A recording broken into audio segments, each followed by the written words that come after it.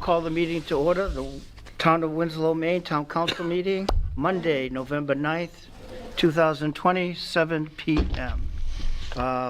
First order on the agenda for tonight is a public hearing on ordinance number 7-2020, providing for an amendment to the Winslow zoning map to rezone a portion of lot owned by C&L Real Estate on tax map 13, lot 115, from high-density residential zone, HDR, to contract zone, high-density residential zone, CZD-HDR.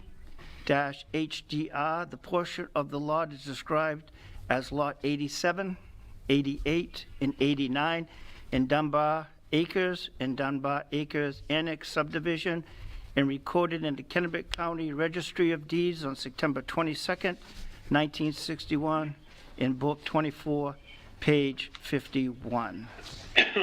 So public hearing, would there be anybody that would like to come up to the mic, state their name, and you have 2 minutes for public hearing. Good evening, Andy Chapman here for month number 3. You guys know my stance. I'm at 24 Marie Street. Again, still really don't think that there should be a business inside the neighborhood. Just making my stance again and my presence known. Thank you very much, Andy.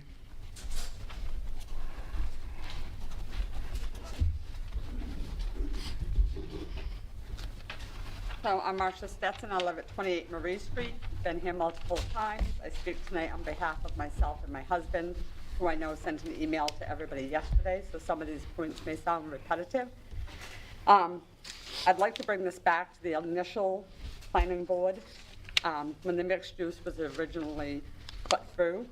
The agenda for the planning board meeting for the July 13th said lot 121 and listed the owner as Charles Lambert. On the application letter Mr. Lambert sent to the sent to the planning board, that was the same information.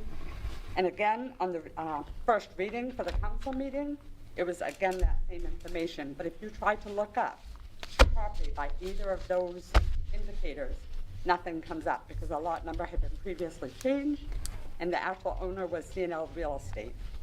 I also point to chapter 1444, which speaks to mixed use districts. And it sounds like it requires a permit, and I know a permit is required for a change in land use. And while this chapter does not say that the town needs to notify people of the plans, it does state that anyone within 1,000 feet needs to be notified by the developer by first-class mail with plans of what is going on. Now, whether or not at what point that happens, I don't know. Mr. Owens from the planning board, the day of the planning board review, approached an abutter, asked if he had concerns. The abutter said no, but Mr. Owens did not clarify that there was a application for mixed use permit. He just simply gave the plans that the owners had given us. The owners never mentioned any mixed use rezoning request, and they approached us after this application had already been put through. It might sound like I'm beating a dead horse, but I think there's too much lack of public awareness. And as my husband mentioned yesterday in the email, it's hard to believe that somebody would need to go to a public hearing at the planning board level to grow marijuana in a field, but this town could rezone 3.67 acres of land without a public hearing and notification to the public. So, thank you. Thank you. Yeah. We're letting her leave.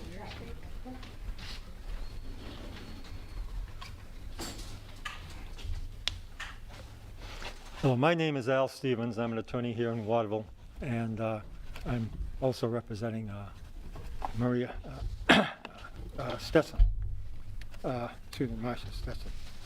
And It's appropriate.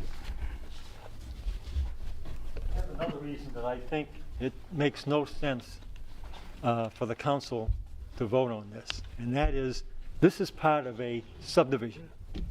a subdivision that has been recorded in the Registry of Deeds. And let me just, I don't have that many, enough for everybody here, but basically, this is the subdivision plan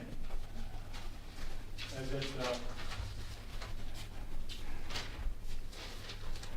originally existed. Let me give you some copies. Give it a minute. This is the same section that's highlighted in yellow. That we're trying to rezone. You know, during the public hearing, when we don't really have interaction, you know, with the presenter, nor we just listen to what the presenter has to say.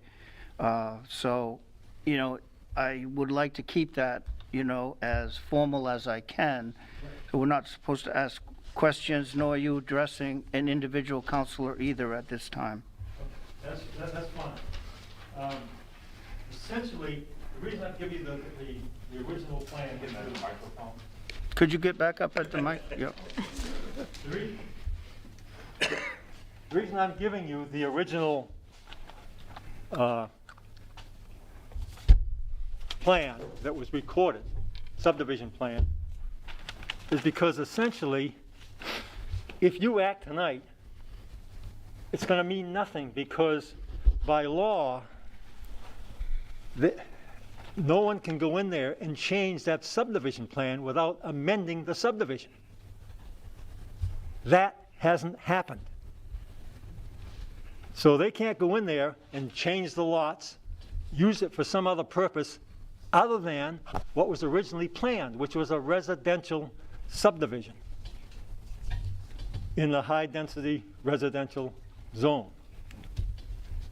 And so whatever you do tonight is not going to allow, I can't remember his name now, but the person, Mr. Lambert, to do what he wants to do.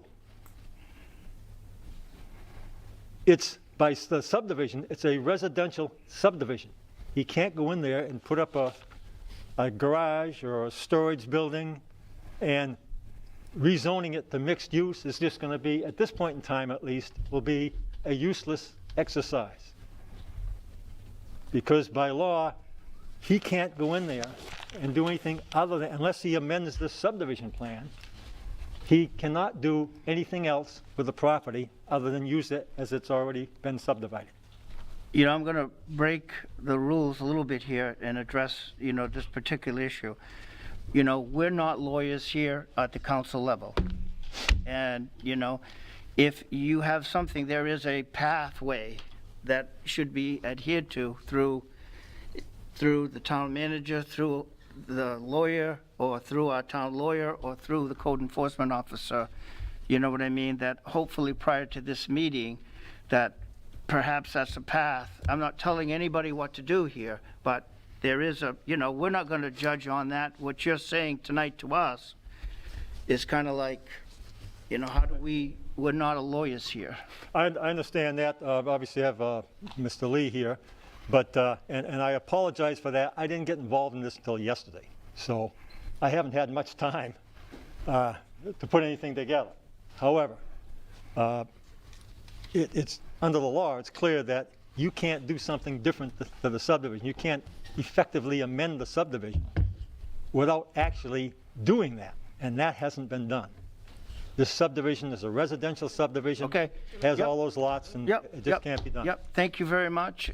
You know, I think you need to go through the channels that are presented here so that the town will know what you're talking about and go through the proper channels other than tonight. And I understand you need to try to address the council tonight, but thank you very much. Okay, can I just have one other thing that's nothing legal about it? It's just, if this happens, essentially, Ms. Stetson, who has purchased a lot there, her lot will be almost standing by itself. On the north, east, and west, it'll be surrounded by mixed-use mixed-use zone. Yep. And only, she still will be Okay. on the Yep. southerly You know, part you're still at, but basically Yep. it's just surrounded by. And I thank you for your comment. We're way past Excuse the me, 2 minutes. Chairman, Yes, Can I go address ahead, that Jeff. issue? Yep. that is untrue. I think he misunderstood that. Right, but if he's gonna come up here and Okay. say this, then it has to We're be not, true. we're not going to get into this tonight here, now. That's not, this is a public hearing. This is going to stay Mixed use between has already been shot communications. down. We're going to stop. Thank you very much for speaking. Can I We're just done. respond Nope, to the? nope, we're done. We're done right now. We're done. All right. Bill, can I ask you a question? Was that even proper to bring a lawyer for this? I've never seen that before. I'm just asking. Anybody else for public comment on the Marie Street, please? Thank you. Well, that's a hard act to follow, but I'll try.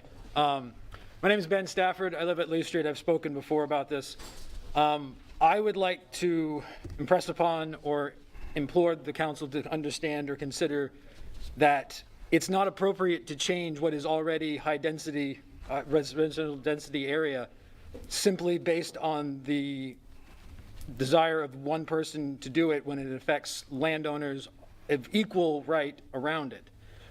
Zoning is meant to protect the interest of all involved. To undermine it, to overturn it, would be to render that whole point moot. There would be nothing stopping anybody from saying, I want to rezone something simply because I want to, which is the only reason I've heard thus far. I think it would be inappropriate. It would just be wrong unless certain people have certain allegiances or other reasons to do it. It impacts a lot of people who live around there, and leaving it alone seems like the more appropriate thing to do. Thank you. Thank you. Any other public hearing people for public hearing on Marie Street? Anybody left? Yep.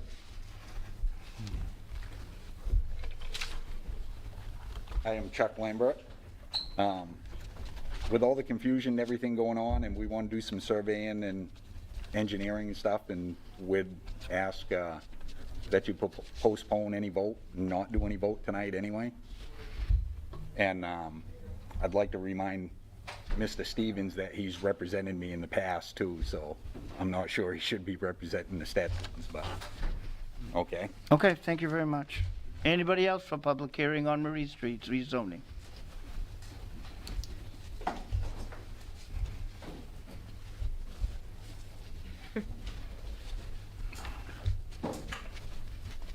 I'm Ellery Keene, Chairman of the Planning Board, and I want to just share with you that when this first came up to the Planning Board for consideration, I had assumed that the abutting property owners had been notified that this was coming before the Planning Board, and no one did come, so I thought that there was no concern about a change.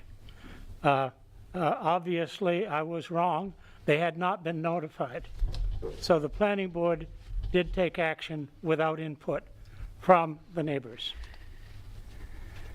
I think it's good that the town council is considering doing something about this. Thank you, Ellery.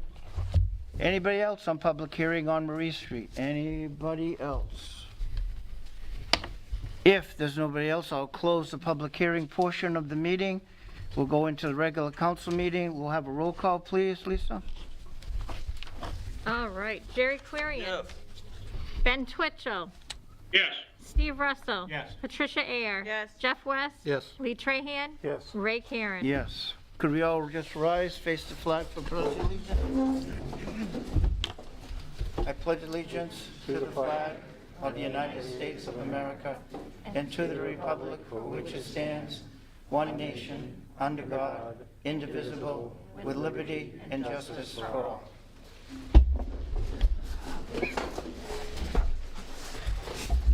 Communications, we'll go right into the Agricultural Commission. There's an appointment of Michael Hevener to the committee. That's going to be a vote, right, Lisa? So moved. So moved. Any discussion? Why does he want to come back? Is he here? He is here. Michael, could we have a roll call vote, please? I'd like to have, with Zoom, I'd like to have a roll call vote on everything, please. Yes. Ben Twitchell. Yes. Jerry Querian. Yes. Steve Russell. Patricia Ayer. Yes. Jeff West. Yes. Lee Trahan. Yes. Ray Karen. After some hard thought, yes. The next for under communications, Nick's Grid solar presentation on the Roderick Road site by Mr. Paquette. My name is Daniel Server, actually. Gil Paquette is the engineer, will be the engineer record on this project. So the reason I'm here is to talk to you about a potential solar project at 85 Roderick Road, which is in a mixed-use zone district. We are proposing to put a solar facility on that parcel, but the zoning only allows for medium-scale solar, and this would be a large-scale solar facility, so it would need to get a contract zone from the council. To go through all the DEP and the planning board and everything else, it's an expensive process, so we wanted to talk to you guys first, get a feel for what your willingness would be to work with us on this, and see if we want to pursue the project ourselves. We have a PowerPoint here that we're going to show you that has some very introductory site maps. I want to make it very clear that we have not done full civil work, we've not done stormwater plans, so this layout and everything is all theoretical and will be changed once we get the input from neighbors and planning board and our own civil team. So I just don't want to harp too much on the details of the actual layout because it will change. So more about the use in this particular zone and how you feel about it. So And I just want to add, before you start your presentation, is Sure. you're not going to get a feel from us, okay, from the council, okay? There's a process to go through through the planning board, through the code enforcement officer, all the plans, and then at some point in time, you know what I mean? We would get that plan, and then we would look at it after all the all the work is done, all the engineering is done through the code enforcement officer, and then we would get an idea through that planning stage, that he would contact us. Sure. And through Erica, obviously, too, would be the process to go, and that's the beginning process, of course. Okay, so Does that make sense to you? It does, so let me sort of ask this. So there's no opportunity to show you this and just say, is this something you'd be willing to vote on in the future with no commitment, just to get a feel if this is?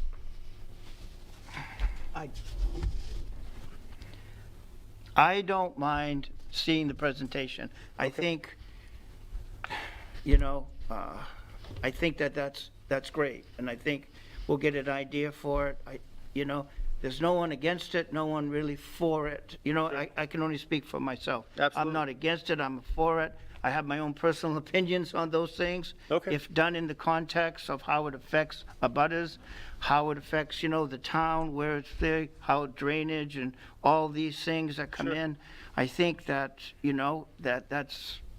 that's the way we do business here, and I think that's the beginning start of it and stuff. Great, well, I'm proud to show you the project, and Yeah. I know we have some people from the community here, so I'm happy to show them as well. Yeah, and it's a good learning opportunity tonight. Yeah, wonderful. And let's just leave it at that, Okay, okay? I Fair think enough. that's the way to go. thank you, sir. So, okay, we can start the presentation. I think Gil, our civil engineer, is actually running the PowerPoint from his house, but I don't know, does he have control of the screen? Can you see the PowerPoint? Yeah, we can see it, Gil, But there's a thing in it. Okay. but it's not moving. Oh, Just a minute. there we go. Okay. So we can just skip right on through the agenda, but we're just going to my name is Daniel. I'm with Next Grid Inc. I'm the development director. Gil Paquette works for VHB Group. They have an office in South Portland. And he would be the civil engineer record on this project. I move quicker. So we have 9 permitted projects in the state of Maine. The closest one is on Webb Road, right across the river in Waterville. And then we do a lot of other work in New England, Keep going. Let's move it. Okay, well, at some point we're going to get to, so this is again, very, very preliminary layout. I don't want to get stuck too much on it, but the actual number of panels is what we'd like, and that's 1,700 panels, and that equates to 4.6 megawatts AC. There's a lot of land to work with here, so we can really do a lot with the space, and we're not tied to this at all. But what we're proposing, if you want to go to the next slide, Gil, is fixed tilt solar panels, so no moving parts, one single central inverter that we can place as far away from the residential abutters as possible. It's the only piece of equipment that makes any noise on the site. There is a 35-foot minimum setback from all property lines in the zone district. The panels themselves would be an 8-foot height. We always try to screen these things as best as possible, so we either use a native plant buffer or giant arborvitae or Leland cypress, or whatever the community is interested in. Under the panels we plant native grasses and pollinators, so it creates a meadow which is good for the flora and fauna. We are very good with stormwater. We can grade everything towards the center of the site and actually house all stormwater directly under the panels, and not actually sheet towards any of the abutting property lines. And again, we're very conscious of native plants and trying to keep any species of both the buffer areas and under the panels is native and with the local flora and fauna as possible. Gil, you can go to the next slide. Keep going. Yeah, so that's the basic area that we're looking into, but there is more space both to the west and the north. And of course, we're going to apply by all setback laws and make sure this can't be seen or heard, the panels themselves, by anyone in the neighborhood. Go to the next one. So currently on the land, there's an approved subdivision that it's mostly comprised of duplexes. We're proposing something that's a lot less impactful on the neighborhood. No new traffic. There's no on-site people. There's, no real additional effects to the community.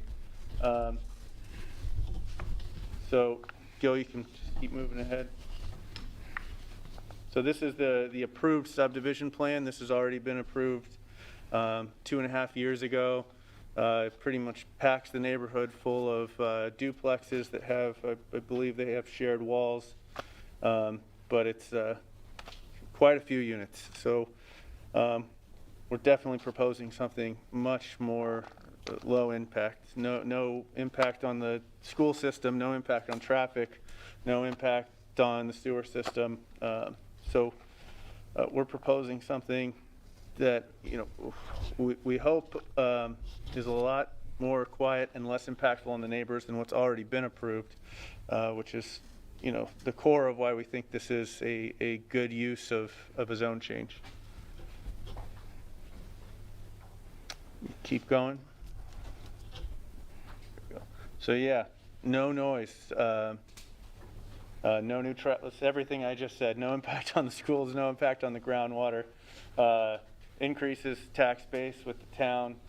And then another great thing that the state of Maine is doing is allowing us to pair with municipalities as our community solar off-taker partners. So we can offer the entire town a 12% discount on all their power bills, and we can extend that to all the residents of the town and any businesses that want to opt in as well. So this could really be a good cost savings for not only businesses, attracting future businesses, but the town itself, increasing their tax base while lowering all the power bills in town, including school districts and everything else. Go ahead. Next slide. Yep, so we do hire locally as much as possible. We work with a company called Labor Ready. They have an office in Bangor and one in Lewiston. I think the Winslow area is out of the Bangor office. They can come here and do a job fair in town, so all our hiring for construction would be as local as possible. A site this size would use 20 workers for approximately 3 months, and we do try to pay a living wage for the majority of the labor, along with skilled electricians and other union jobs, dirt moving and stuff. So we do try to keep it local as possible. The savings I just went over is reiterated here again on this slide, and we do really want to be committed to being good neighbors, and that does include our screening work, our outreach, what we'd like to do before we actually go to the planning board, to get the best kind of feedback from the community to do what they'd like to see most. Obviously, you can never make everybody happy, but what we really want is nobody to be angry that this project is their neighbor for the next 20 years. And so far, we've had a pretty good track record of getting that done. So there's some environmental benefits. I suggest, maybe if we can send this out, you guys can read it later, but it does quite a bit of work for offsetting carbon and all that other stuff. And I can talk more about that if anybody wants during question and answer, but that kind of sums up what we're trying to do. And just want to see if you guys have any questions. I know you're not going to give specific feedback, but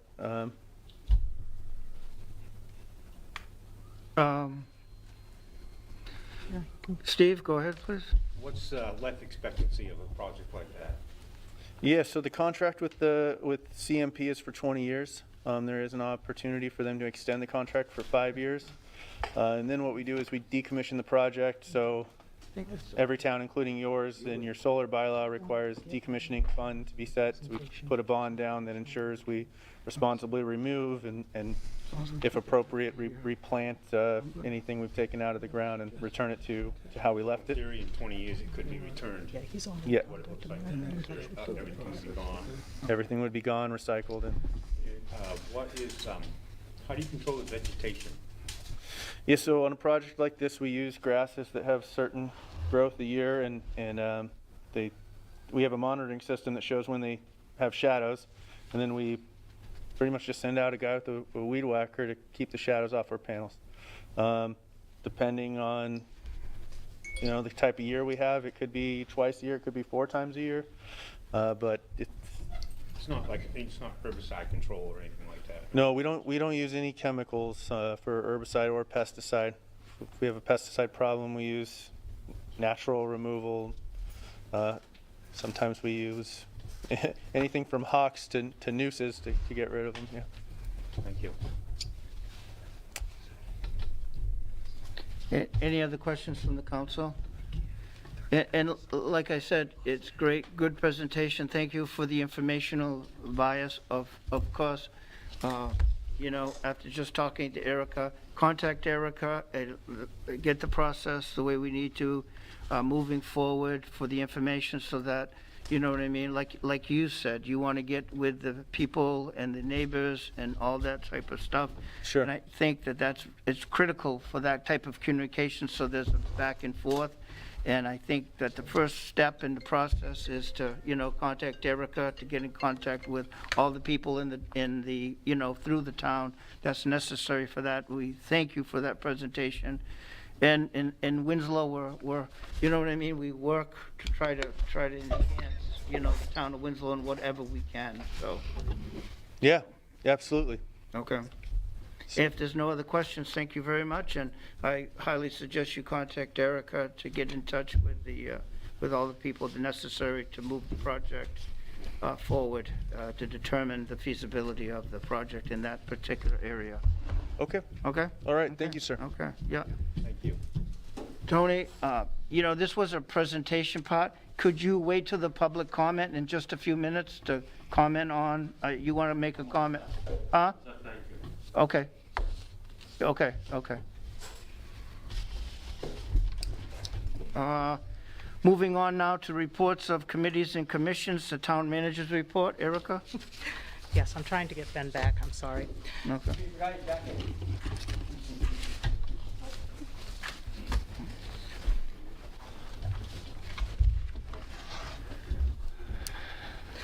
We lost Ben Twitchell, so we're trying to get Ben back, so before we start the meeting. second. Continue.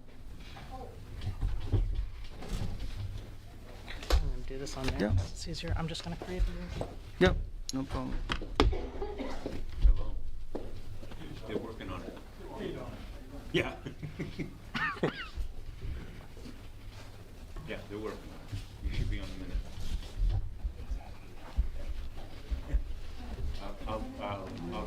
Eric is working on it. I'll let you know. I'll call you right back. She's doing it. Okay, thank you.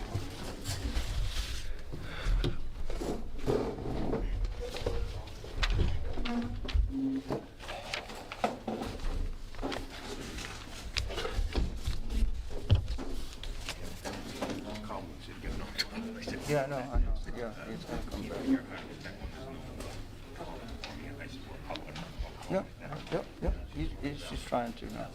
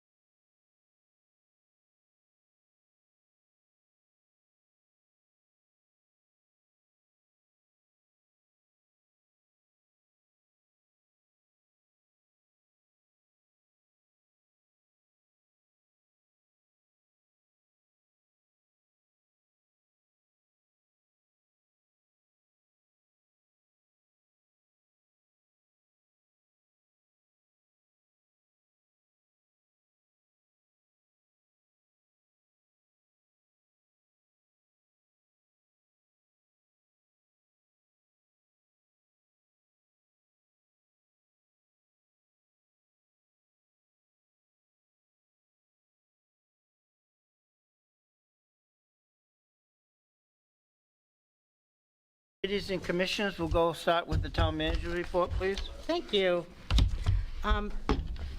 First and foremost, I wanted to take a moment to recognize our staff that worked the election. This was a really, truly exceptional year, I think, by any standards. It was a highly contested election, but we not only had that going on, we had COVID. This staff, Lisa in particular, with the help of Tanya Gross and also Audra Fleury, they worked tirelessly. Lisa and Tanya were here all hours. I felt guilty leaving the office because they were here all the time. Any of you who voted in this town, I hope that if you went to the polls, you noticed how smoothly everything went and how well it all came off. And that doesn't happen without people being really dedicated. So for their efforts, Tanya, Lisa, and Audra will all be receiving certificates that give them 8 hours of paid time off. They deserve it. And I also wanted to thank, while we're at it, our public works, our police, and our fire departments. All of you made this possible. Paul's crew was working the day before and the day after. They really put in long days and some kind of nasty weather trying to get this all done, so they deserve our recognition. And we had our fire department helping us out with masks and PPE, and of course our police department making sure that everything stayed calm and peaceful in the lines and out in the parking lot. So thanks to everybody who participated and made this work for all of us. It was a full town effort.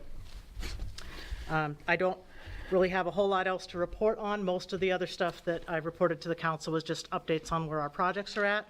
I did put in a couple of discussion items for this evening, which all of you see on the agenda, and I'll look forward to talking more about those things then. Yep. One of the things in your town report, too, that I wanted to mention was the Orion rope situation. Is that progress being made on that, and that, there's some interest shown, and I think Yes, that's a very that's positive situation. It's one of our discussion sorry, items, okay. and we'll definitely be talking about that, and we're lucky enough to have one of the owners join us tonight, and he'll be addressing us as well. So. Yep, great, that's great. Let's go to now Chief McDade.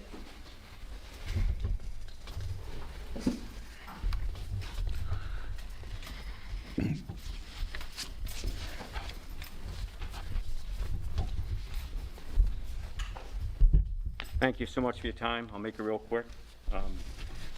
I just want to come and say hi to you, and I've just got done my 3rd week, and I wanted to thank the council for their support. And I'm looking forward to building a strong relationship with all of you. In the next month or so, I'll be contacting each of you. I'd like to come and visit you either at your house, you can come down to the police station, so we can sit down and try to get a working knowledge of what we're looking for between the two of us. I really want to rely a lot on you because you definitely know the town a lot better than I do, and I really want some input. Just give you a quick rundown of some of the things that happened the last couple weeks. Halloween, real uneventful. A lot of people stayed home because of COVID-19, so we had really small crowds. The town manager just hit on the election day. I just want to say thank you. People were great up there. Even though there's a ton of people, we had 0 problems. Myself and the town manager went and met with Chief Massey last week to get an overview of the dispatch center and our working relationship, operational relationship with himself, his deputy chief, and the town manager in Waterville, and I think we made some progress. I had a complaint from Councilman Quarian about the traffic at the food pantry. I think between myself and Bruce, we addressed it, and I think that's taken care of at this point. Myself and the fire chief went out and visited the South China Road, South China Road, the Reynolds Road. I think most people know they've had problems there in the past with traffic for quite some time, and I don't really know where to go with that. I know the state's in charge of that, but we're looking at a couple things. Officer Cameron has resigned. He'll be in his last week here very shortly. He's taken a position as a DHS investigator, so we're actually in a hiring process right now. As soon as I get familiar with everything that's going on at the PD, it'll probably take another month before I really get a good handle on it. At that point, I want to get into the school system and the businesses. And once again, I just want to thank you for your time. I'm going to be attending most council meetings for the next year or 2 years because I really want to get an understanding of what's going on. And please, I can't ask you enough, please, if you have any concerns or thoughts, please come see me or call me, and I'll try to do the best I can to take care of it. Thank you. Thank you. Thank you very much. Thank you, Chief. Mr. Tivitot, would you like to just say a few things? I know you're good enough to come to the meeting, and that'll be it.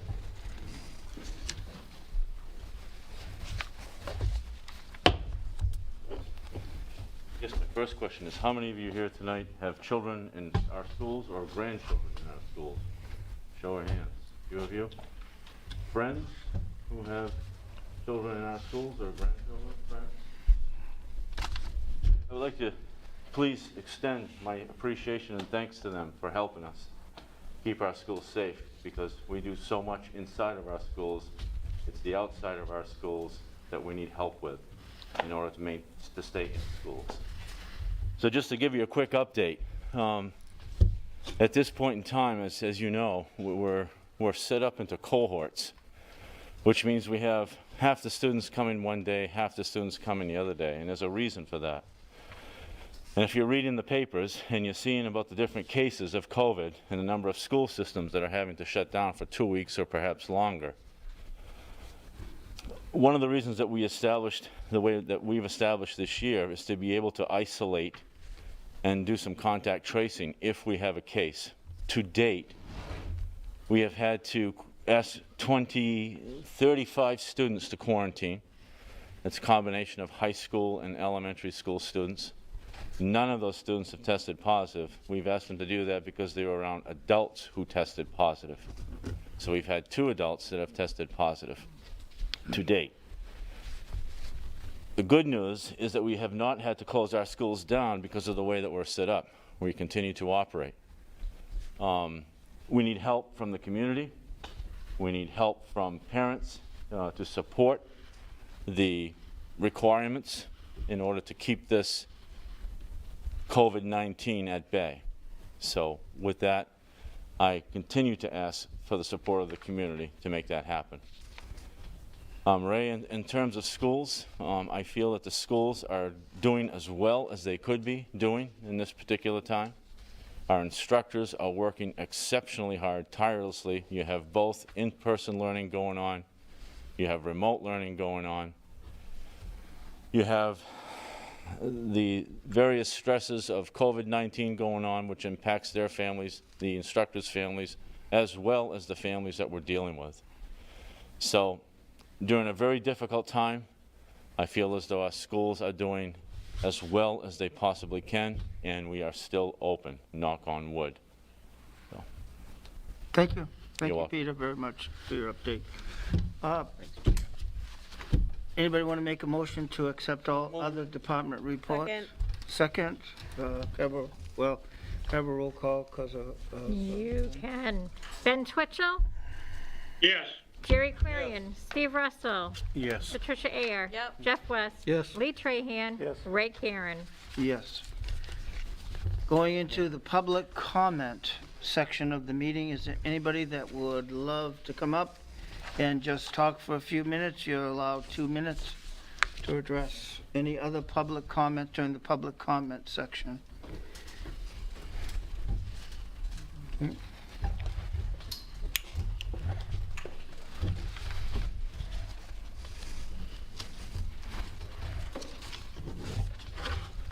Hello.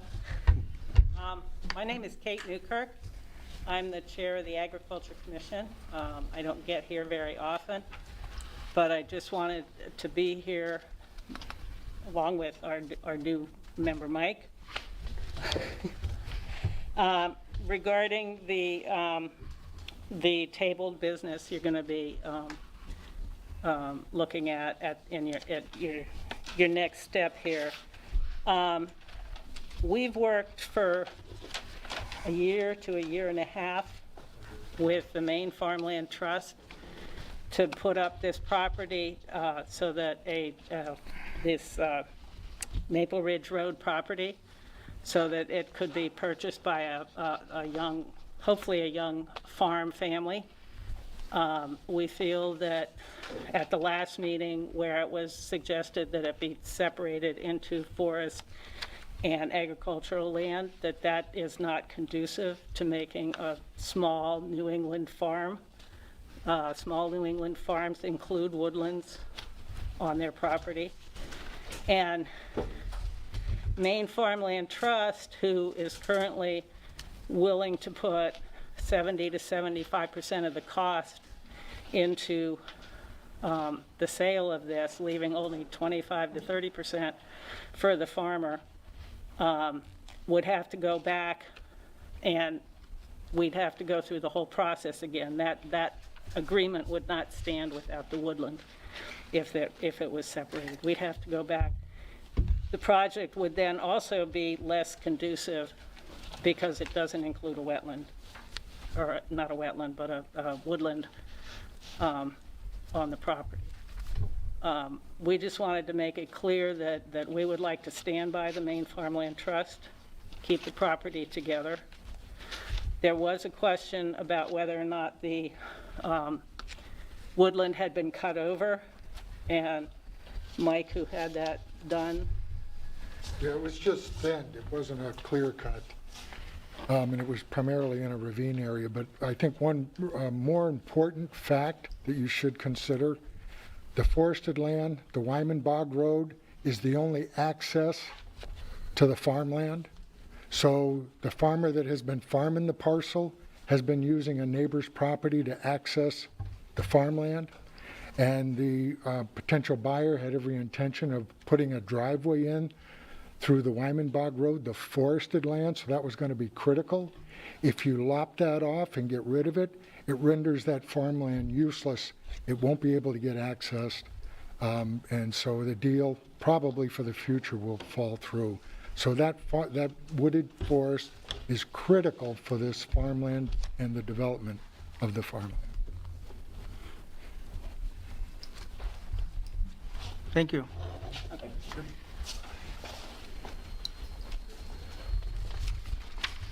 Moving on, any other public comment, please? Any other public comment before we end the public comment section? If there's none, going into table business, order number 21-2020, providing for authorization for the tax collector to sell 101 acres of tax-acquired property on Maple Ridge Road, tax map 3, lots 3, 8-8 and 8-1 with a minimum bid of $85,000 in an easement from Farmland Trust. So moved. So moved. Second.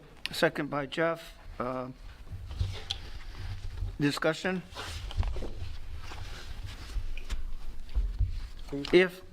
Go ahead, Steve. Yeah, I just want to express the idea that this is, we're accepting a minimum bid. We can reject or accept all bids, and if we don't get one we think is worthwhile, we can go back to ground zero. But at this point, I think it's a very good opportunity to put farmland in the hands of a young farmer at a reasonable cost with the contribution from Maine Farmland Trust. And I would hope everybody would see that and allow this project to go through. I think the first thing is we got to take a motion to take it off the table. So that's the first thing, but I'm thank sorry. you for the discussion. No, that's great. We can have further discussion, but I think the motion right now is to take it off the table. Can I have a roll call vote on that, please? You can. Ben Twitchell? Yes. Jerry Clarion? Steve Russell? Yes. Patricia Ayer? Jeff West? Yes. Lee Trahan? Yes. Ray Karen? Yes, and now the order is there. We can So have, I just said my speech on that part, so I'll leave okay, so that we can there. now have discussion. Yeah, Thanks, I'm Steve. sorry. Any other discussion on order number 21-2020? Right. Am I allowed to say something? Yeah, oh, for sure. Oh, I yes. just wanted to make sure the council was all aware, too, that we have had some other interest. I've had 2 additional persons interested in the entire property call me, one of whom, her aunt is an abutter, and the property's been in the family for generations, and she is interested in combining the properties, so she's very interested in this lot. She stands to inherit the aunt's property, who already has over 100 acres over there, and this would, if somebody like that purchases it, it does accomplish the farmland purposes of that. I just want to, I'm not speaking for or against, I'm just giving you guys that information that I have gotten communications from people who are interested.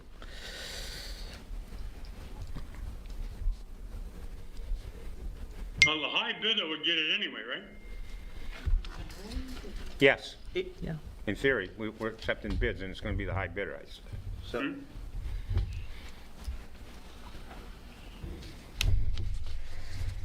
and she's interested in farming it, so it would stay, she would go through the farmland trust too? Yes.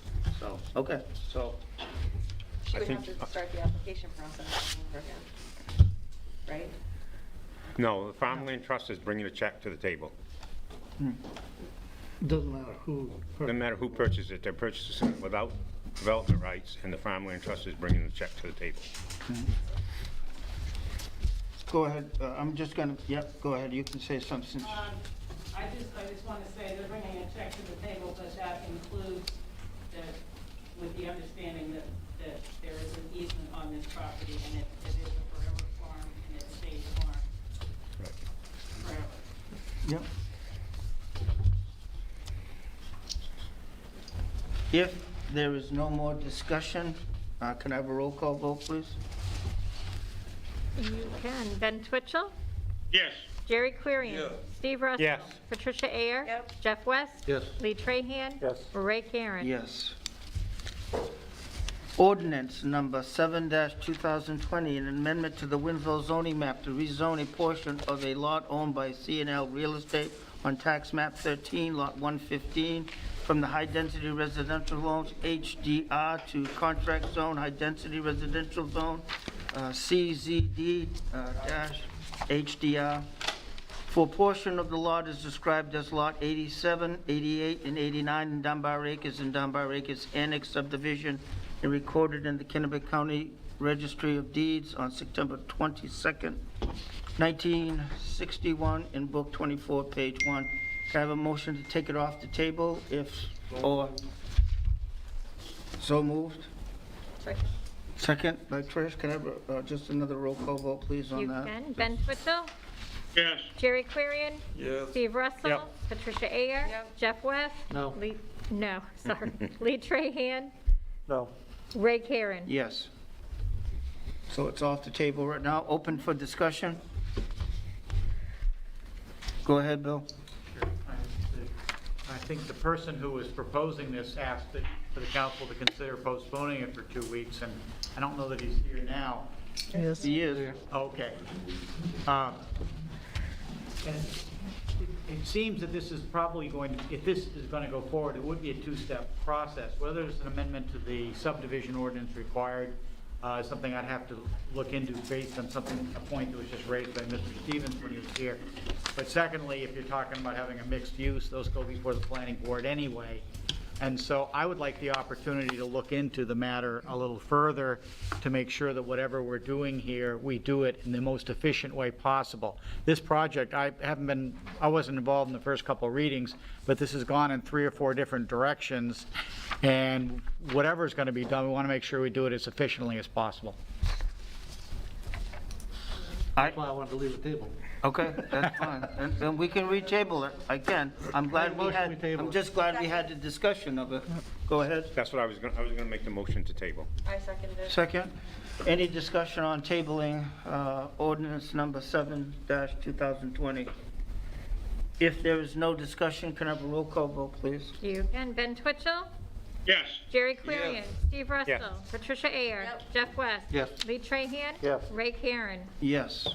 Old business, going into ordinance number 6-2020, an amendment to Building and Plumbing, Chapter 4, by adding Section 4-C, titled Temporary Mobile Home Amendment, by adding the following language: if a homeowner's residence is rendered uninhabitable by fire, storm, or other sudden casualties, the homeowner may place a single-wide mobile home as defined in Section 14-85 of town ordinance on the property for the homeowner's personal use while the home is being rebuilt for a period of up to 2 years, provided the mobile home and its placement otherwise meet the requirements of all town ordinances. No extension of the 2-year period may be granted. Moved. Second. Discussion?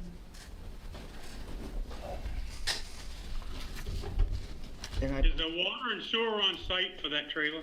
It's a mobile home, yes it is. Is this the second reading? I think it is, right? Yes. Yes, it is. Second reading? Okay. If no further discussion, can I have a roll call vote, please? Ben Twitchell, Yes. Jerry Clarion, Steve Russell, Yes. Patricia Ayer, Jeff West. Yes. Lee Trahan. Yes. Ray Karen. Yes.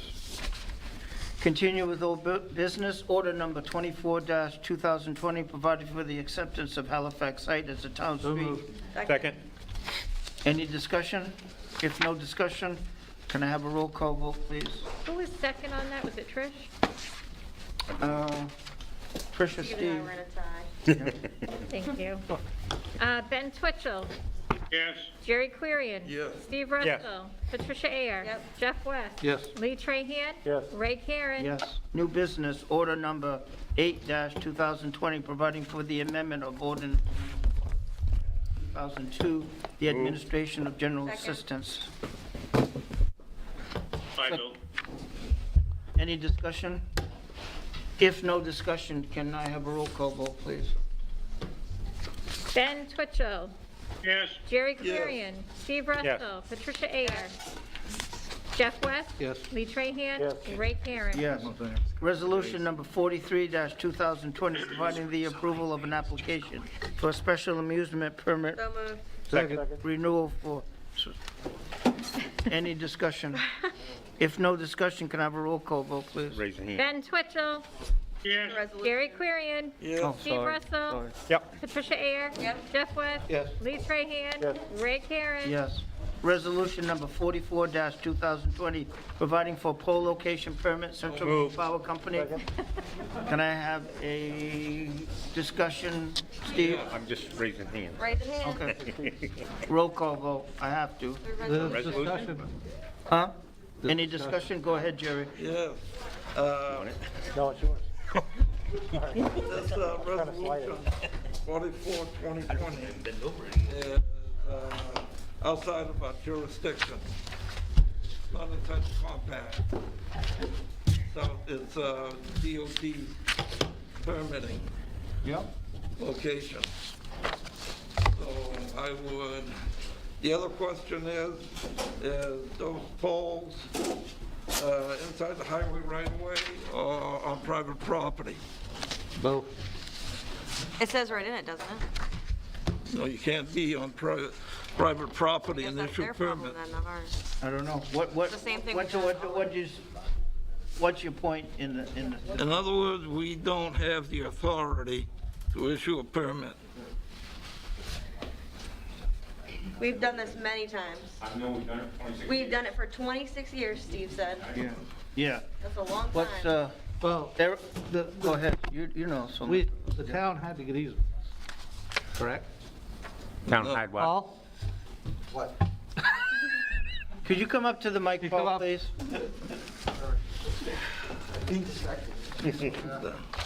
No, blame Gary. Why not? On the pole permits for Augusta Road, did we have to get the easements, or did CMP have to get the easements? We are getting the easements, apparently. Okay. I tried to argue that point last week with CMP, and apparently it's our project, we need to get the easements. The issue, my issue with them is they lost easements that we signed last March. But we have no proof of that. So, I guess at this point, I'd say to cover ourselves, we move forward with it, but it's just my opinion. Like either vote it up or down? Well, We need to vote for it because we need to get the easements, Yeah, we right? do. If we're the ones that have to get the easement, then we're responsible for the pole permits. Yeah. I mean, I don't disagree with Jerry on this, because it's not in the compact. Yeah. But if the state's not asking for the easements, we are, Yeah. then we probably need to cover ourselves, I would think. Okay, and just from my lack of understanding of polls and stuff, so the town attorney would get easements, notify, or we would work through the code enforcement officer? How does that go? What's the procedure for getting easements in the town of Winslow for pole type of placement? For the easements that we're working on right now, CMP provided us the easement with listing the property owner. These easements they're looking for right now are just trimming easements. They have the right to put the poles because we have the right-of-way. We purchased the right-of-ways. But they want a trimming easement from the landowners before they'll follow through. Okay. And because it's our project, they're putting that on us. Trimming of Trees. Trees. Okay, I just, Well, sometimes there's a trimming easement, sometimes there's a guy easement for guy wires. Yeah. These are trimming ones. okay, Unfortunately, there's no trees on that property, but they still want the easement. okay. And we've done this before, right? We did all of the other ones that during the winter when Mike did the deeds and Okay. we bought these little parcels of land, we needed to widen out the right-of-way. Unfortunately, those two of them apparently were lost. Because the homeowners have a copy they signed in March at Mr. Lee's office, Okay. but CMP does not have them. And unfortunately, hindsight, we didn't mail them with certified mail, so we have no proof that they ever got received. At the end of the day, they're waiting for easements before they set poles. So Mr. Lee can resend them certified mail, or? Well, CMP's gonna give us an easement. Yeah. And we're gonna have to get it signed. Okay. The problem with this one is this person has 3 names on it, and only one of them's in Winslow. One's in Hamden, one's in Westbrook. Yeah. So I'm playing the go-between. I'm trying to figure out a way to get them all in one place. Maybe at the holidays, I don't know. It's been a challenge and it's been frustrating. Sit down and have Christmas with them. Okay, but you're working on it. Oh, we're working on it. right? I'm still By waiting for doing CMP. this, it gives you the permission, right, to go and continue the process. I guess. I mean, I'm not sure which pole permit you have. I mean, we get pole permits from CMP on a regular basis. Anytime they set new poles for a new customer, I believe they have to get permits. It may not necessarily be the pole permits for this project.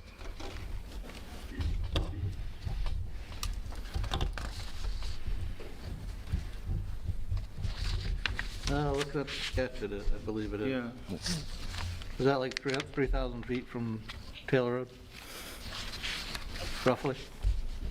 Probably, yeah, close. 2980.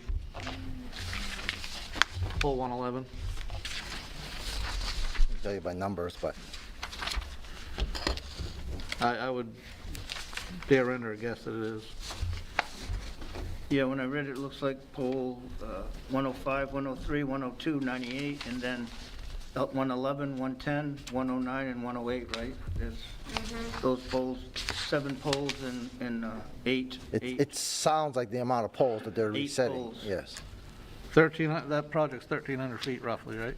1,400 feet, yeah. Yeah, that's that's what it's for. Yeah. Okay. I hadn't seen this, what you guys are talking about till now, so. Good? Yep.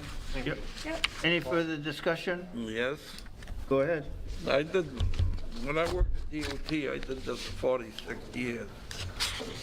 This permit is for CMP and things. It's actually a legal document.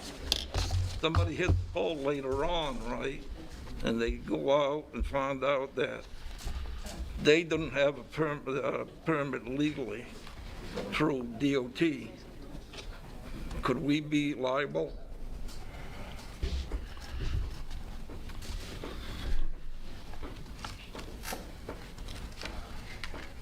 Thanks, Jerry. You want me to answer that? I'm not going to, because No, I don't I'm expect. a lawyer, okay? Yeah, so probably. All right? He's gone. Can we call the Yeah, question? well, we don't have to. This is the first reading? Vote, please. Is it a first reading? Please call it a vote. Okay. Resolution's only one reading. Huh? The resolution. Yep. So, Can we table it for a month? You don't have the vote. Let's have a vote. You don't have the vote. Let's have a vote. wait a minute, let's keep it, please. Let's just, Call the question. huh? I call the question. Same. Any further discussion? If no further discussion, let's have a roll call vote, please. Ben Twitchell. Yeah. Jerry Querian. No. Steve Russell. Yes. Patricia Ayers. Yes. Jeff West. Yes. Lee Trahan. Yes. Ray Karen. Yes. And discussion items, right now, second ambulance, Yes. I'm going to rely heavily on Chief Rodriguez for this, but just to introduce the issue, we, have added ambulance service. It's been doing pretty much everything that Chief Rodriguez promised in terms of revenue generation within the town. We currently only have one unit, though, which means we still rely on Delta for backup. If the unit goes down, we have to rent one to have a unit to use at all. So we want to bring this back to the table to discuss moving forward with the original proposal of buying a second ambulance. And I'm going to turn it over to Chief Rodriguez to address what the issues underlying that are. Obviously, I appreciate the council's support bringing the ambulance transport service to the town of Winslow. It is far exceeded any expectations that I've had. But I'm here to answer any questions. Obviously, when I first proposed this, it was in an attempt to, if we do a playback, one of the first things that I addressed the council with was some of the deficiencies within the department, one of which was staffing. And I submitted that there was a way to increase staffing and pay for it by virtue of having this transport service. So we're at a point now where our current ambulance, it is a used ambulance. It's in great shape. However, there have been some mechanical expenses associated with it. I have taken the invoice for those mechanical repairs to the dealer, who has agreed to reimburse us at half the cost for those repairs. However, when that's down, we revert back to our normal operating procedure, which is we respond and we call for Delta, or now it's either Delta Waterville, depending on how their arrangement is, to respond for transport. So the original plan was, let's buy a used one, make sure what I was saying was correct, that it would work, and then we use the proceeds from that to purchase the second, preferably new unit. And so that's where we are now. So How is the revenues running, Chief? they are far exceeding expectations and projections that I promised. What are we seeing per call, Chief, roughly? Revenue-wise? It averaged $350 to $400 a call. So 100 to 150 above. Like, well, we're basically right where you started before you were chiseled down to go to 250. That is correct. Thank you. How much is a new ambulance? That's a variable that I'd like to take the time to solicit bids from different vendors. Over 200,000. Go ahead. The other issue that really needs to be on the table is how does council see us using this unit? Because if it's strictly a backup, or the used one would become a backup in this case, then we're fine. But if we are looking at having this unit run in conjunction with the existing unit, you don't have enough staff. So there would be an additional staff load that would need to come with that. Now, the service is generating revenue that will offset having to put new staff on board. The chief and I have discussed this at length as far as, we can't run a second unit with one person. That's not going to work. So one of the things that needs to be part of this discussion and deliberation is, how do you all see this service being used? We've also discussed, what does a second ambulance do for further revenue? It probably won't be double because you've still only got so many calls. But the ones that are going now out to Delta or to Waterville or whoever else can pick them up, we would be able to handle in-house. We've also already purchased the majority of the equipment for the second ambulance. There would be, correct me if I'm wrong, Chief, you figure about 25 to 30,000 additional? Correct. Yes, ma'am. That we'll need to expend for equipment that we don't already have. If you could, you said not defibrillator, IV pump? Yes, ma'am. An IV pump.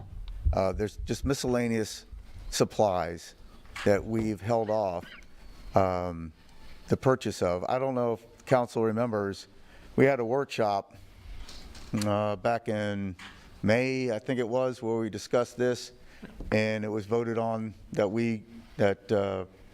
Hevener and myself be given the authority to go out and purchase everything that we needed to have two ambulances. And then it was, council reconsidered and purchased one. So there is the majority of supplies and equipment already in place for a second ambulance. I need to let the council also be aware of the fact that in order to operate the second ambulance, either as a backup or to run concurrently with our current ambulance, it does need to be licensed. And in order to be licensed with Maine EMS, we need all the equipment anyway. So that's a necessary expense that's going to come. Whether we use it as a backup or run it concurrently. How's your per diem pool, chief? Currently we have 3. Is that a way we can look at possibly staffing that second ambulance? Whether it's, like we have talked in the past of, Monday through Friday at prime hours of transport, of having that second rig established with 2 people, as well as, You're talking like, through the chair, you're talking like a peak staffing time. Right, like we had talked about previously of, Monday through Friday, 7A, 7P, or 6A, 6P. I wouldn't limit it to... Of staffing 2 ambulances full-time in that window. Yes, sir. I wouldn't limit it to Monday to Friday because, sorry. No, that's... No, I bumped the microphone. Because emergencies, if you look at historically the busiest days through the monthly reports that I've submitted, it doesn't drop on the weekends. So, I mean, however you do it. Right. I think could we potentially fill that with per diems, yes, we could. at least until we get rolling? We have a system in place, whether we have 1 ambulance, 2 ambulances, 4 ambulances, or 10, where we have a mutual aid agreement that if we need paramedic coverage and we don't have it, we can always call for paramedic intercept. Oh, I'm not even talking paramedic, I'm just talking staff. Oh, I got it, okay. Staff to run that ambulance on a call. Yeah. I mean, I understand we can call for intercepts, I get that. There is a method that whereby we could use per diems. It would require some additional forethought to see it through. Okay. And affect the budget too, right? Well, currently I'm utilizing the part-time budget that's within my budget to pay for the per diems. And I might also add, one of the avenues I've pursued is with the COVID reimbursement grant. We have utilized our per diems in effect to subsidize our current staffing model. So we have submitted to FEMA reimbursement for the per diem costs that we've expended already. How is the paramedic training coming, chief? It's difficult, I'm not going to lie, it's difficult. But right now, the people that are in it are doing really well, and they're chugging right along. Now, how many we got going right now? About 5, you said? 3, it's down to 3 now. 3, okay. Steve? So I'm trying to get this clear in my head. If we get a new ambulance and just don't increase staffing, but just put the other one as a backup, the only increase in revenue we would see currently would be what we're losing for calls when that one's out of service or busy, right? So the increase wouldn't be, increase in revenues wouldn't double, as the town manager said, correct? Correct, through the chair, correct. It is not an exponential increase in revenue. Right. So if you went to more staff and had the 2 units on the road,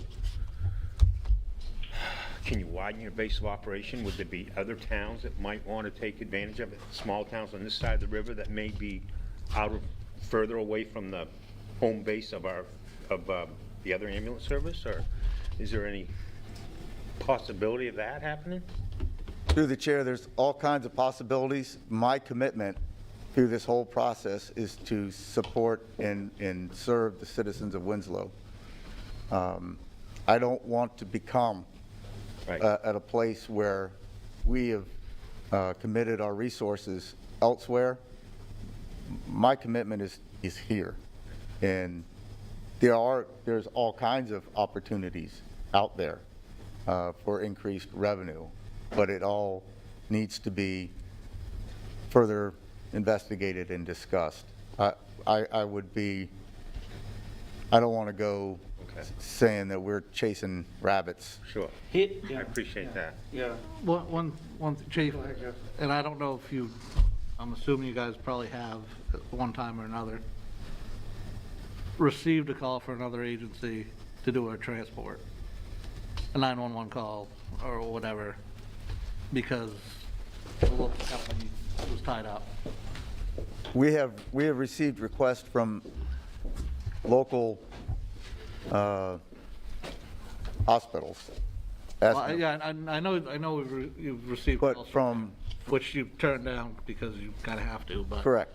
But from other jurisdictions, is that your, Right, from, say, a Fairfield or a Vassalboro or China. through the chair, that's not as frequent as receiving calls from the hospital. No, I understood, but I'm just asking, have you received those calls? Sure, To yes, do sir. a call out in those areas because the other ambulance service is tied up? Yes, sir. Thank you. So that kind of goes to answer your question a little bit, Steve. Well, sorry, Jeff. You done, Jeff? Yeah. Oh, Lee, go ahead. Yep. I should have done this earlier when we had the department reports, but I'd like to publicly acknowledge that I want to give thanks to the chief and his staff for doing an outstanding job going through the entire process of delivering the two and a half new pieces of apparatus to the town, and I really appreciate all the effort you went, even going down to the minute details of making sure that the paint color scheme matches the school orange and black. I'd like to just say thank you and gratitude for that. Thank you, Lee. Thank you. Here's where we're heading. You know, we've got about three things. First thing is, I think that the council agrees that a new ambulance is important for us so we don't go back to the regular carrier in that it's a consistent. A ambulance that is ready to go, not just we're gonna pack our stuff from the old ambulance into the new ambulance, but it's ready to go for that type of thing. At least that's where I'm at. Yes, sir. And So I need to know the cost of that first. And then if we're gonna man a second ambulance 24/7, then I gotta know the cost for the increased staff for that. If we're gonna do it on a per diem basis like Jeff, I need to know the cost for that. As far as added revenues go, for Jeff mentioned transports or different opportunities, I would have to have an estimate for what that added income would be also. So I don't know if you could work on that to present that to the council so that we would have figures to know exactly what we would need to do for the future for that. sure. Is that the next step, or at least getting the cost for the ambulance and staff it separately, all separate type of costs, broken down into those type of things? Yes, sir. I can have some estimates for the cost of a new ambulance. Now, would you be looking at lease purchase?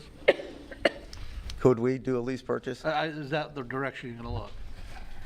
We have a couple options, because with the new apparatus, we've been able to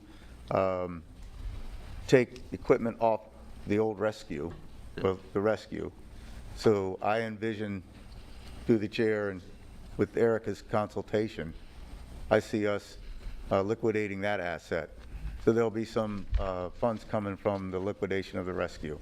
Also, we'll be receiving some funds from the sale of the ladder truck. So between those two sales, there'll be some revenue coming in from that. That can be applied towards whatever the council sees fit. So would the council agree right now that get the cost for a new ambulance, get the cost for staffing 24/7, get the cost for staffing on a per diem basis, maybe, and then added revenues that might, potential revenues, I know that would be an estimate for added revenues if we did man the second ambulance.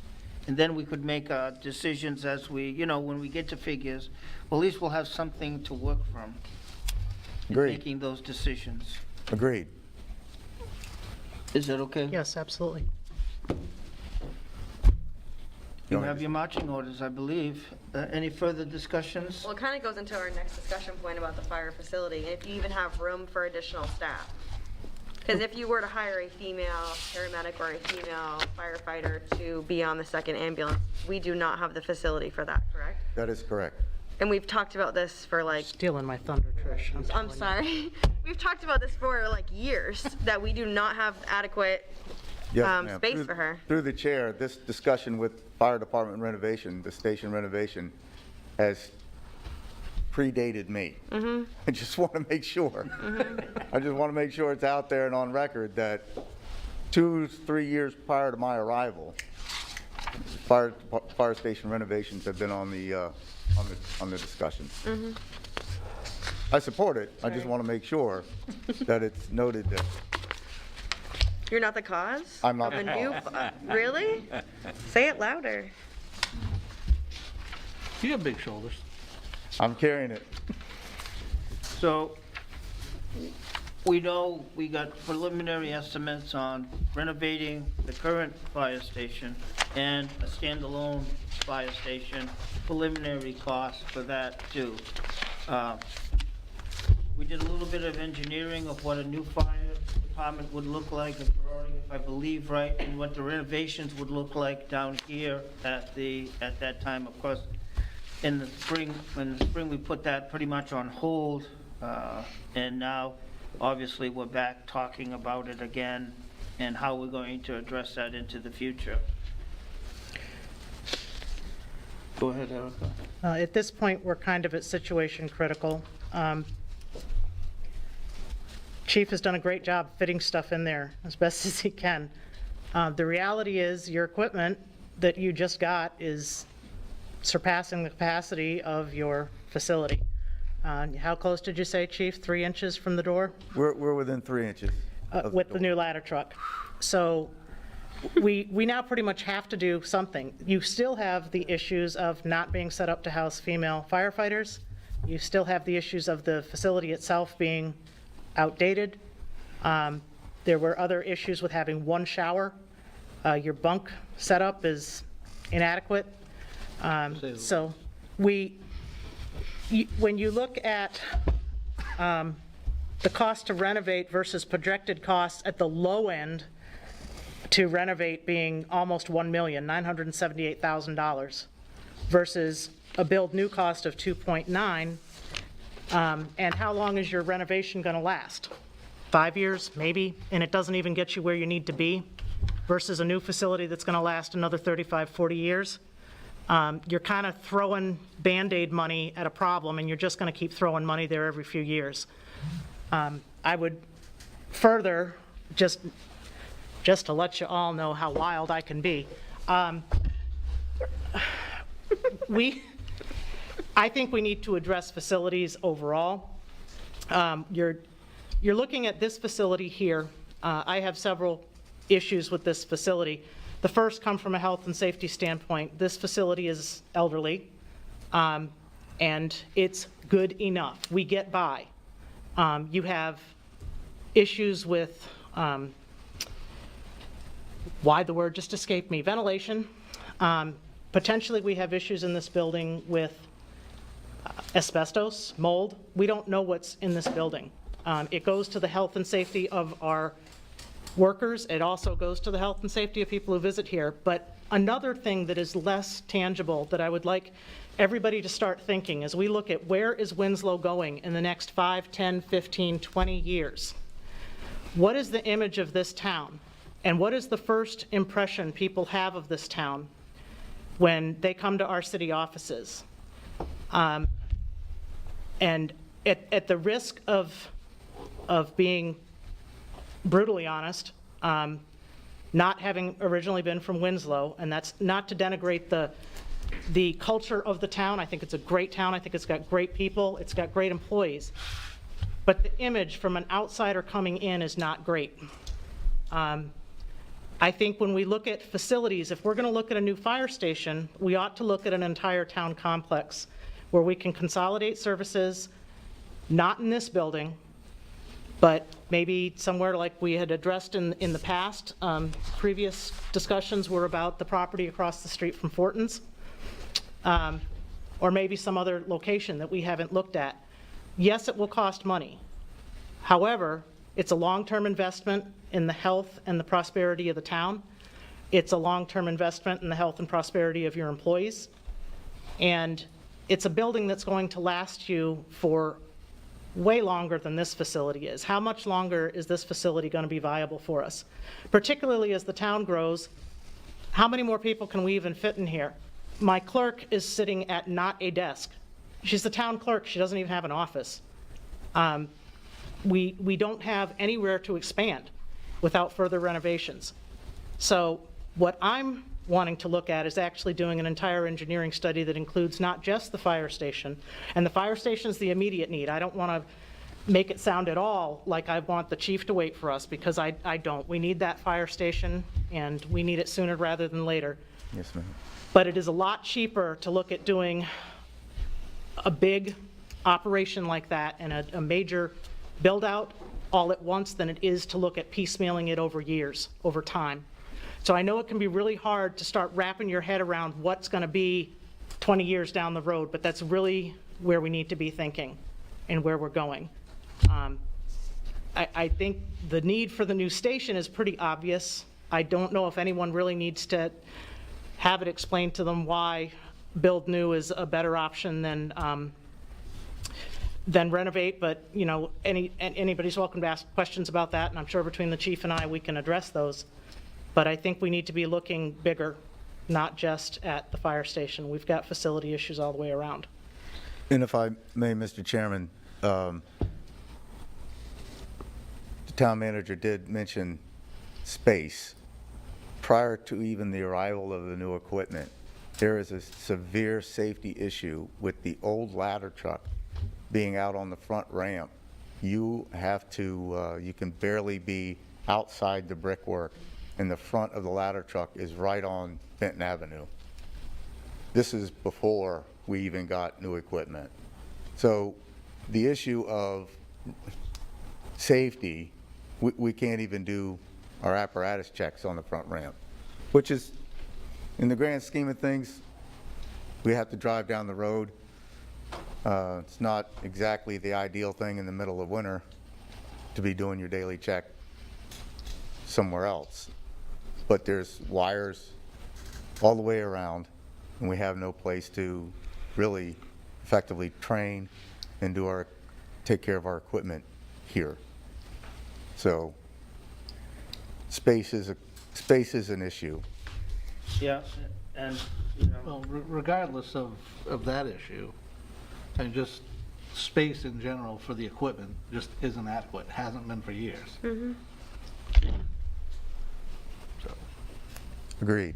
So a renovation really, doesn't help you with your biggest issue of not enough space.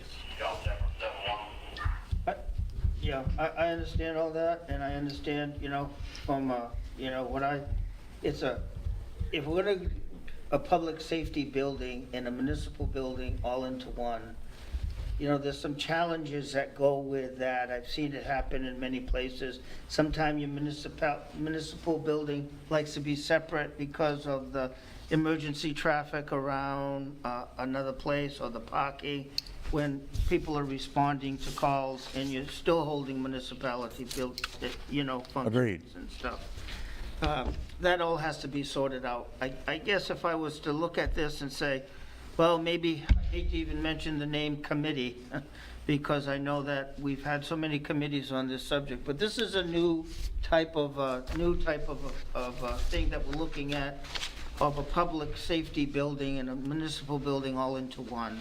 And that takes a lot of research, and maybe perhaps we get a committee together of, you know, municipal people here, the police department, the fire department, and some town people that can investigate this type of thing, and then come to us in a period of time with the options that we would be looking for. Instead of putting all the burden on you two, I think it's going to take a coordinated effort and, you know, and minds coming together to make sure that we do the right thing and that we're functioning, have a functioning unit. What do people think about a committee? Put me on it. So at the next meeting, or I guess we can authorize tonight, can we, to form a committee to look into the possibility of a public safety building. And then once we get, you know, that, obviously some engineering work is gonna have to be done associated with the planning, so we'll need a cost for that engineering work to happen.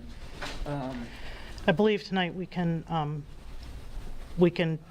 come up with the idea, we can agree that we're going to create a committee, but I believe we have to come back with a resolution that actually says who's going to be on the committee, what it's going to be made up of. Okay, why don't we do that? And anybody that's interested in being on that committee, get a hold of Erica for the next meeting. And any publics, you know, and if you have some people, obviously, we're gonna do it, and the police department, we'll have to get people on that.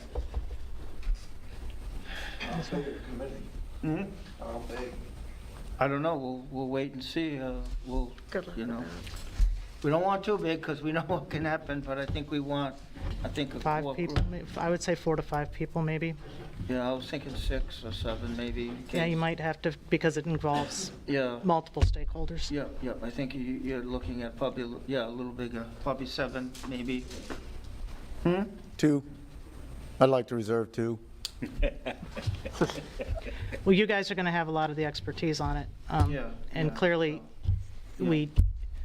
public safety is going to be the big player in what happens, because the rest of it is largely administrative. We don't take up anywhere near as much space, nor do we have the specialized needs that public safety is going to have. Correct. You know, another concern I have is security, public building security, which we have none here. And you don't want to put a place on lockdown, but we are really poorly designed in terms of security. I think Chief McDade would agree with me, but I'm not 100% sure on that, but I'm pretty sure he would, just based on conversations I've had with him in the past. And coming out of a sheriff's office like I did, I'm actually kind of really surprised that we haven't gone a little farther with security, given the environment we live in now. But I'm all for us getting, you know, the right set of heads together and talking more about getting some research done and figuring out where we can go and getting the costs together to just do the preliminary study. And the other thing everybody should remember is, even if we decided to go ahead with this tomorrow, you're looking at 5 years out to probably have a full, you know, we could probably have a fire station piece done fairly early, because we've already done some preliminary work on that. But any kind of major facility, you've got to buy the land, you've got to have all the plans drawn, you've got to go through the bidding process for your contractors, and then you've got to build. It doesn't happen overnight. It takes time.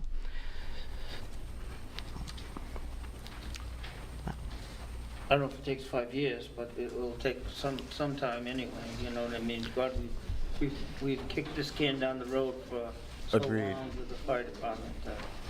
Agreed. And I understand what you're saying. I understand it's not an overnight thing, but I think that. Well, I'm all for quicker, don't get me wrong. I'm just, in my experience in doing these big facility projects, they take time. Yeah, they take time.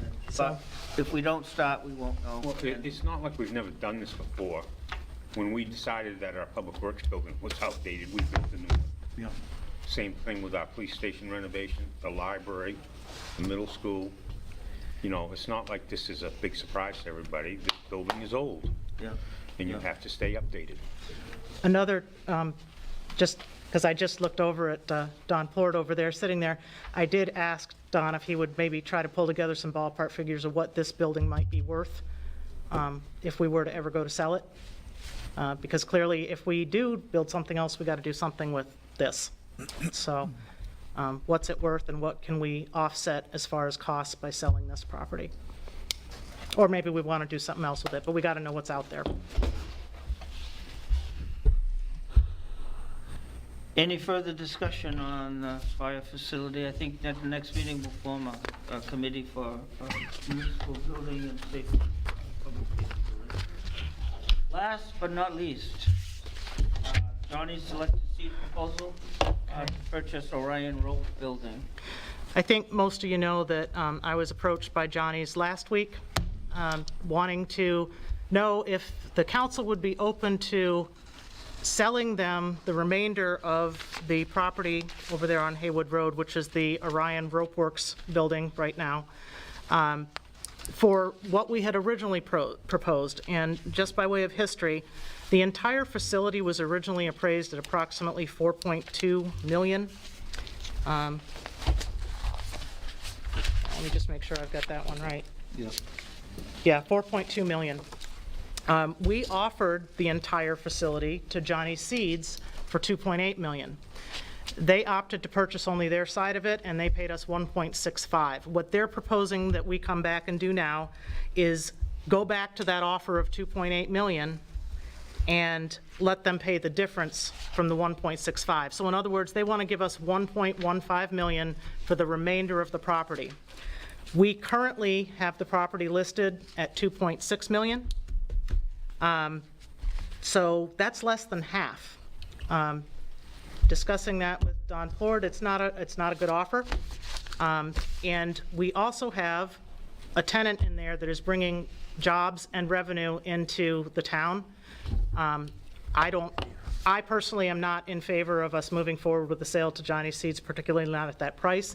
If they wanted to come back and renegotiate, maybe, but that's, I'm not really interested in seeing a flourishing business leave the town either. Although Johnny's, is definitely a growing business as well, but I don't necessarily think that their growth would offset an entire separate business's revenues. I'm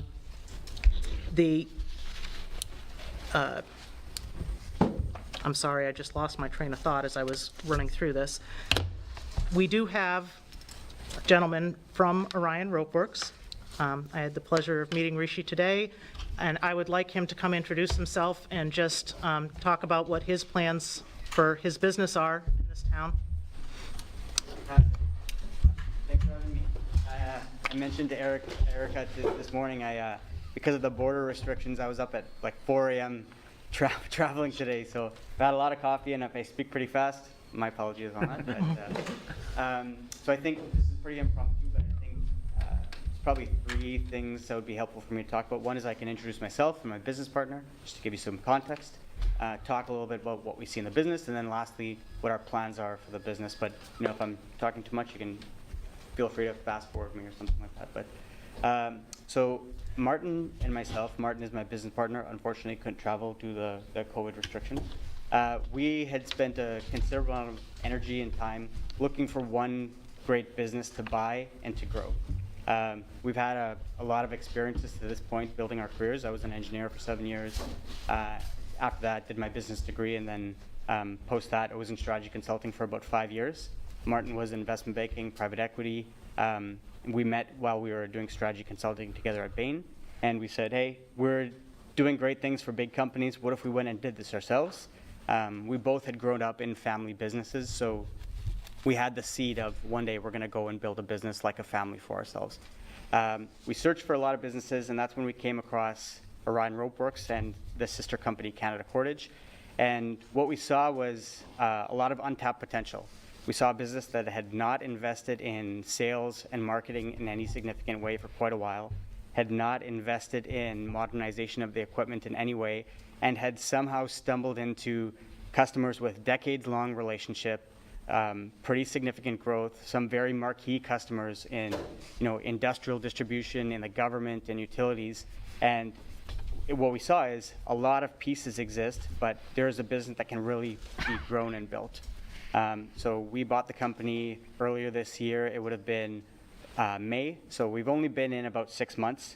And from what we see, everything that we thought we saw from the outside happens to be true.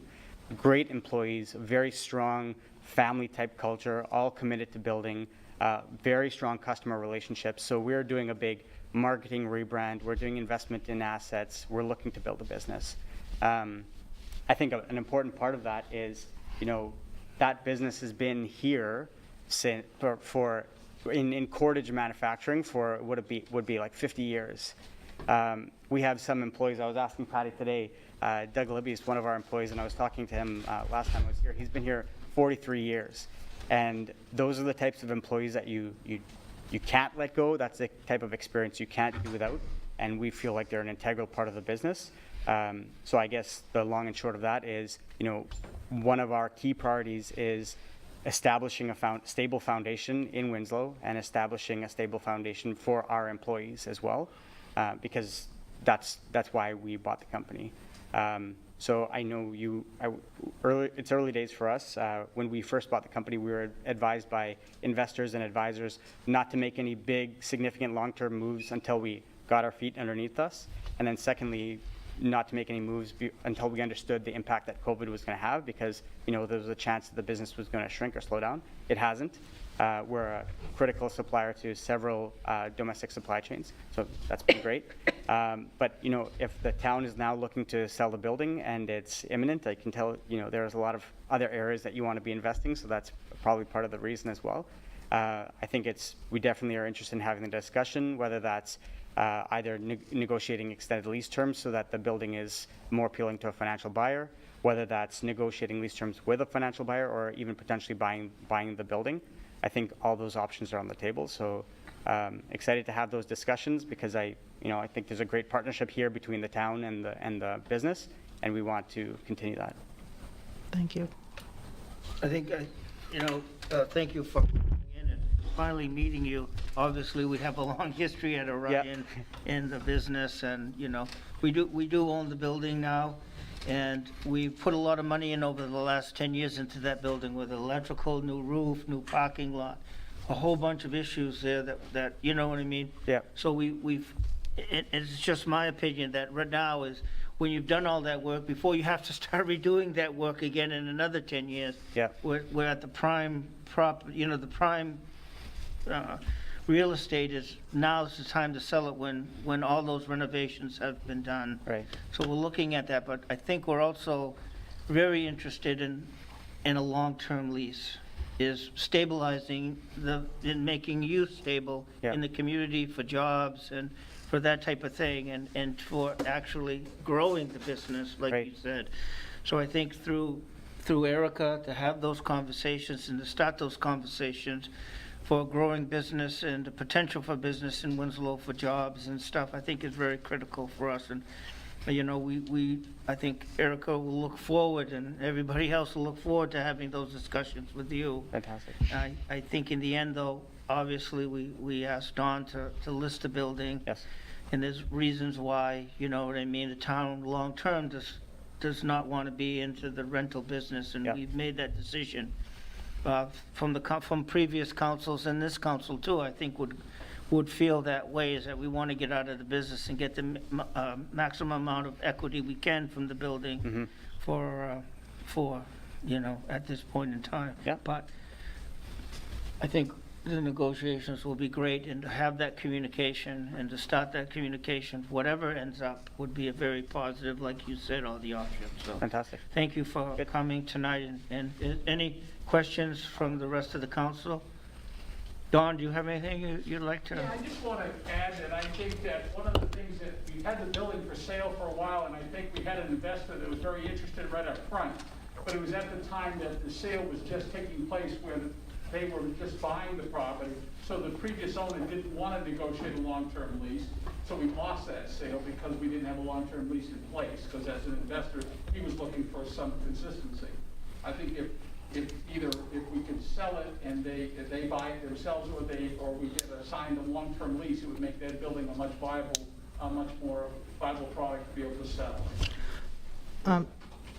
Don, do you know, because I couldn't answer this question when it was asked of me, when you do a long-term lease with a property like that, how can you build, for instance, if it was in Orion's best interest to actually look at still being a tenant rather than the owner, what kind of sales contract are we able to build to ensure that a buyer would maintain a lease with Orion Rope Works. I think one of the things, okay, sorry. Yeah, sorry. I think one of the things that we would want to do is, number one, you'd want to put something in the lease that it's a transferable lease. And Bill Lee could help you better with that, with the language for that. And then I would think that we would just have to, we would market it that way, that the property is being sold with the tenant in place, and they have a long-term lease, and that's the way it's going to be sold, so. You might limit some buyers, but I think as a long-term lease for an investor, it would be a much better to be able to sell, so. And we also have, just for everybody's information here, at the same day I got the email from Johnny Seeds, I also got an email from a solar investor that wants to put solar panels on that roof. That would be a boon to anybody purchasing that building if they entered into that agreement. It would allow them an additional source of income to offset whatever the purchase price is for that building. Which the question before the council tonight really is, are you interested in entertaining Johnny Seeds' offer, or can I go back to them tomorrow and say, you know, no, we're really not interested in that at this point? Steve? I think you have to entertain it. You have to have discussions with them. Johnny's is quite a company too, and I have a lot of faith in their ability. I guess everyone involved would have to do an assessment. We talked about this facility being old. That warehouse is fairly old too. I don't know what year that was built, but do these companies foresee staying there for 40 more years? Is the building viable for that much longer? Things like that, you know. I just think you can't overlook any and all offers at this point, and at least let's see what they look like. And I guess I wasn't saying that to not take their offer. I think negotiate the offer. I mean, right. 2.6 is what we're asking, and they're here. I think certainly, yeah, that would be the. As far as the age of the building, I think the building that Johnny's in is much older than this building is. I think this was put on after the fact. Right. So. Yeah. Yeah. Don, one question for you. Yeah. The initial investor that made the offer of 2.5 or whatever Yeah. it was, is that somebody that might still be interested? I actually, when he called me yesterday, Sunday afternoon, to tell me that he was thinking of coming down, he wanted to make sure that they didn't, you know, they were very interested in staying here. I reached out to the broker that had brought me that offer and asked, the gentleman has purchased another property, but he's fairly well-to-do, and he might want to buy this one too. So that's still on the table, but I have nothing. Well, I guess I'm just going that direction of, you know, Yeah. could still be a possibility if we can come to an agreement on a long-term lease. Yeah. And I think where I'm at with not entertaining the offer, I don't think entertaining 1.15 No. as an offer is viable. I agree. I didn't mean to entertain that offer, but to continue negotiations is certainly would be prudent, I think. Right. Yeah, I agree. 1.5 is not even in the ballpark. I think, right, and I think that we need to continue the conversations Yep. sooner than later with Orion for that type of thing, but obviously if somebody came in and said, I'll give you 4.2, you know what I mean, we would say that, you know what I mean, that would be something that we would have to obviously move on at that point. I don't think that's gonna happen, but you know what I'm saying, so. And I think we have the benefit of flexibility, right? If it makes sense to negotiate the lease in advance so that you can, if there's a buyer in the wings, then we can do that. If it's, hey, there's a buyer and they want to negotiate the lease with us and that is best for the town, we're flexible on all that. Yep. Yep. Yep.